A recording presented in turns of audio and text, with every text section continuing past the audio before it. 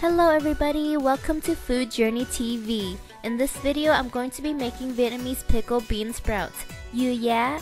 Yu ya can be served as a side dish to any savory meat and fish dishes out there. Like for instance, the braised pork and eggs that I did in the other video, that would go perfectly with this.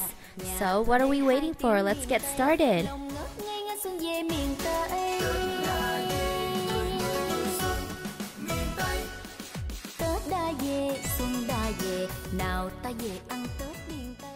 The ingredients are not too hard to find. You would need a bundle of chives. More or less is all up to you, whether you like chives or not. 2 carrots just for the pretty orange color. A dozen or a handful of the white bottom parts of the green onions. About 8 to 10 cloves of garlic. 6 to 8 shallots and red chili peppers. You can even substitute it with red bell peppers. And the main ingredients we have here is bean sprouts. Remember to be gentle when washing it, as it can be bruised and snap in parts easily. After washing, let it air dry in a colander. Okay, we're gonna start by shredding the carrots into little strips like this. There are a couple ways to do it. If you don't have this handy tool, I'm gonna show you how to do it manually next. I actually like the manual parts better because it's a thicker cuts than the handy tools. The tools just make it too thin. So when you do it manually, you're just gonna cut it into little slices like this. Make sure your knife is really sharp. And then you lay it in a row and then chop it like that. I do like the thicker cuts better because even if you leave it in the vinegar for about a week or so, it's still gonna be crunchy and good. But for convenient, the handy tool that I have earlier would be faster. So with the chive, we're gonna cut it into 2-inch segments.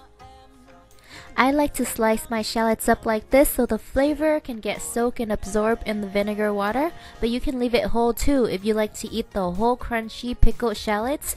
Same thing with the garlic too, I like to slice mine. So we are going to put all the ingredients together like this. This way you'll spend less time mixing it up and less chance of bruising these fragile veggies.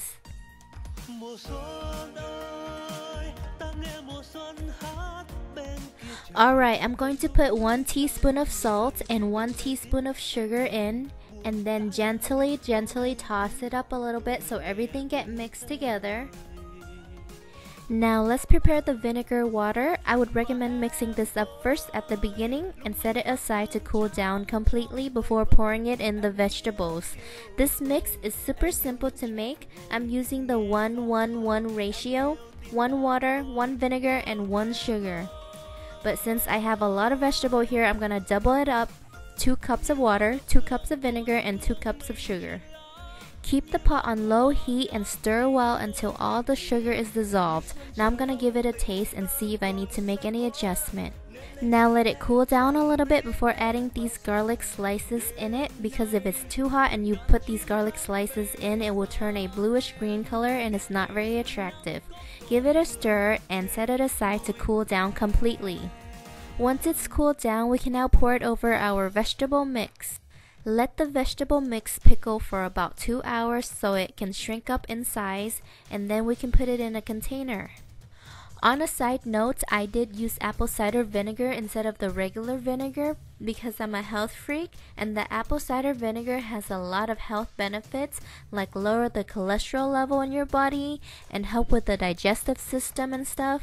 But if you're doing this for the first time, I would recommend using regular distilled vinegar instead.